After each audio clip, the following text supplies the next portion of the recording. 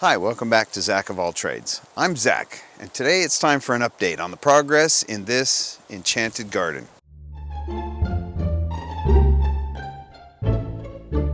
So a lot of stuff has taken place. A lot of progress has been made since I made the first video introducing you to this garden. Not the least of which has been hawthorns, hawthorns, hawthorns.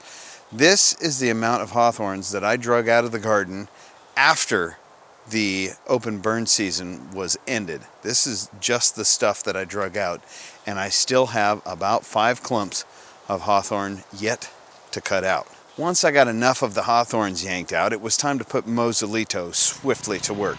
Now, if it feels like the mausolito video and the garden video were maybe a little bit out of order, that's because they were. The garden video was supposed to have come first, but we ran into a copyright issue and had to choose a different song. So, we put mausolito swiftly to work. Once that was done, enough of that was done anyway, I was able to get a guy with a tractor and a tiller to come in here and till up as much as we could think of that we were maybe going to plant something in. I'm sure it's way too much, but it's better to have it tilled and not plant something in it rather than the other way around. Now, this guy did a real good job of the tilling, and thankfully he worked for a pretty good rate because, well, we share some common ancestry. So we've got all that done, and we've got something like about 3,300 square feet of dirt tilled up. Again, I think that that's too much, but it's okay.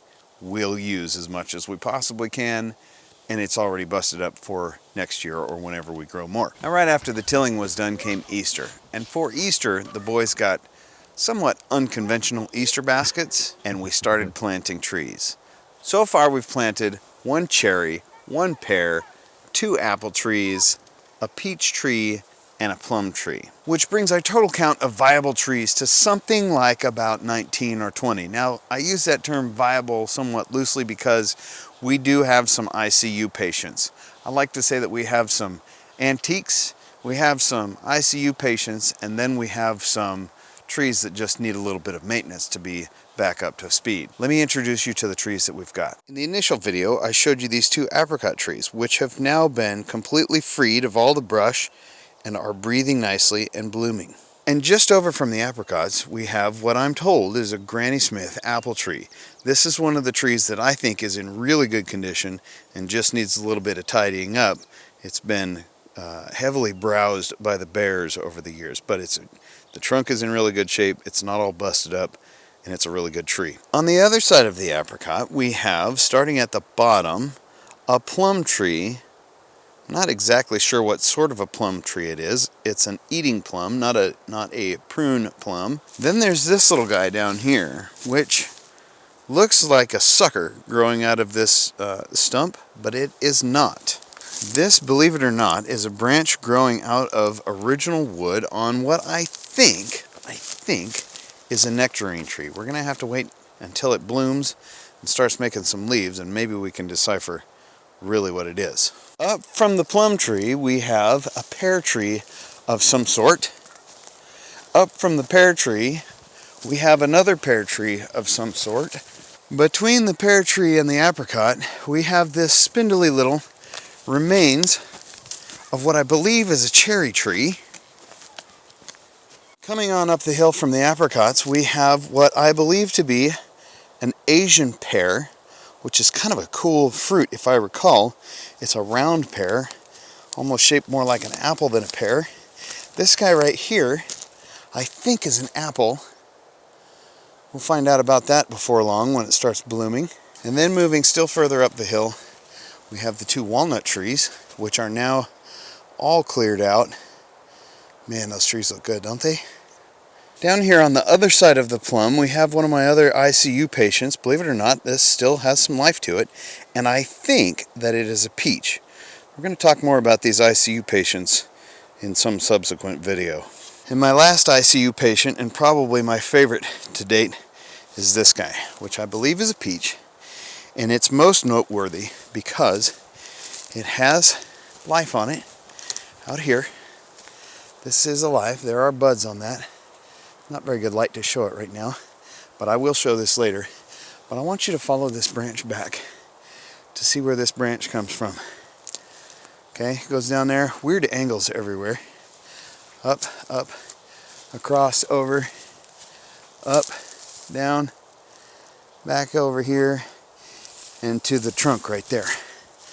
So, now that I stand back, this branch comes from the trunk here, up and around and over and down and angled and out over here, and has buds on it. Now there also is a sucker coming out from the trunk about here that has got some life on it as well. So we're gonna have to figure out what to do with these guys. There's the new plum, the new peach, a new pear. Over there in the distance is a new cherry.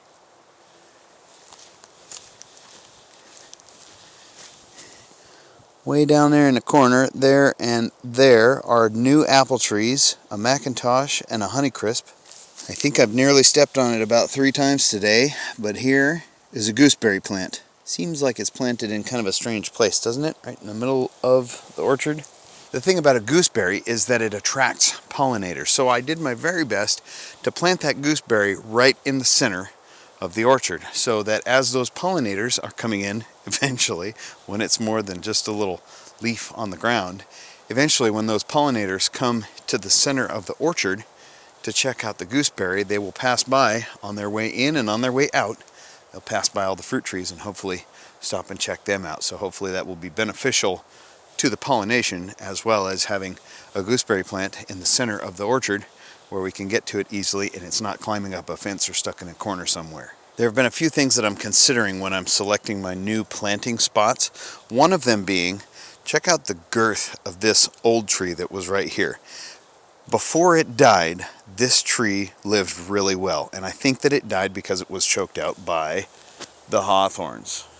So, that tree naturally, without any attention, did well in this spot. So I've put another tree right there.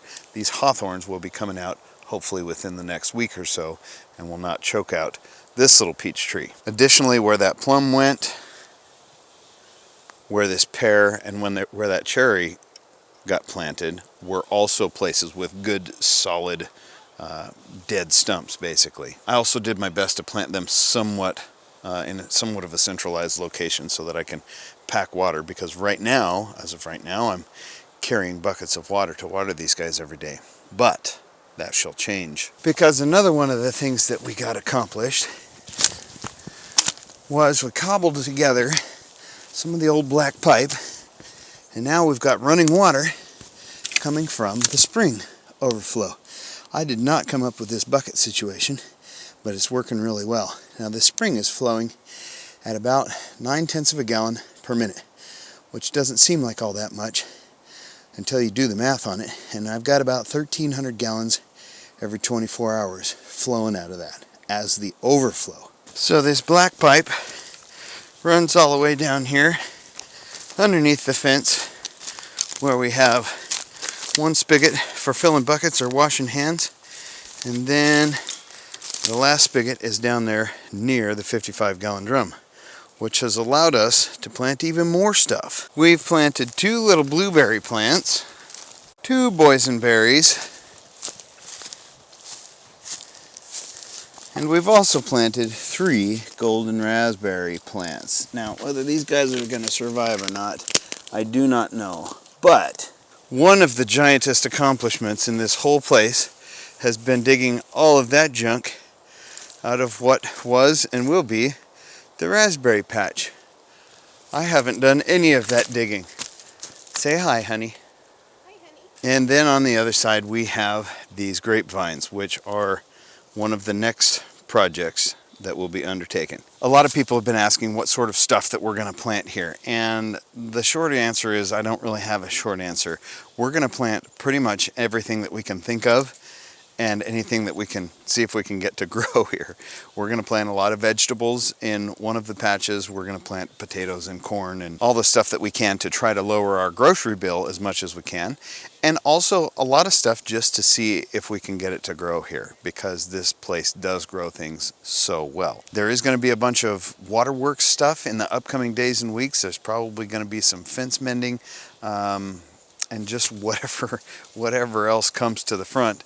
that needs to get done. Everything right now is kind of on a seasonally driven timeline. I need to get these grapes done within the next couple of days.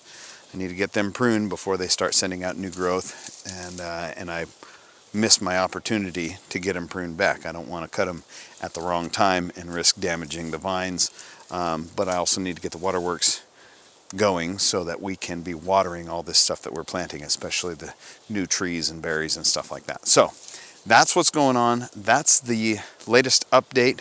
It's been a lot of work, but it's a lot of joy, a lot of satisfaction in getting this place put together. So I hope you enjoyed it, and we'll see you soon.